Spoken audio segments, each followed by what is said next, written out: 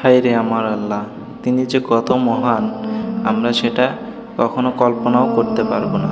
তার মহত্বের যত আমরা বলবো তত কম হবে। একবার শয়তান আল্লাহকে চ্যালেঞ্জ করেছিলেন যে আল্লাহ, আমি তোমার বান্দাদের জামাতে করে জাহান্নামে ঢোকাবো। তখন আল্লাহ বলল যে ফেরেশতারা দেখো শয়তান কি বলে। আচ্ছা, তোমরা দুনিয়াতে চলে যাও।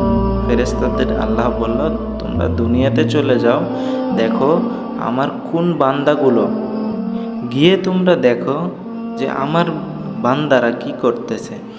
তারা যদি শয়তানের ওয়াসওয়াসাতে পড়ে, শয়তানের কবলে পড়ে কোনো একটা খারাপ কাজের নিয়ত করে, গুনাহটা লিখবা না, শুধু গুনাহটা যদি একটা গুনার কথা চিন্তা করে থাকে সেটা শুধু উঠাই রাখবা।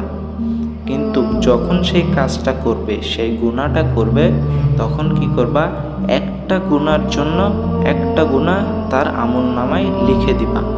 কিন্তু আমার বান্দাদের মধ্যে যদি কেউ ভালো কাজের নিয়ত করে থাকে কিন্তু কাজটা করেনি, ভালো কাজের শুধু নিয়ত করছে, তার আমলনামায় একটা ভালো কাজ তুমি উঠাই দেবা।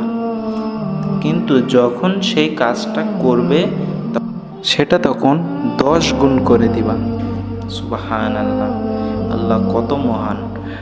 তারপর যদি সেই কাজটা আল্লাহর পছন্দ হয়, আল্লাহ বলছে সেই কাজটা যদি আমার পছন্দ হয় সেটা 700 গুণ পর্যন্ত বাড়িয়ে দিব আমি নিজে। সুবহানাল্লাহ।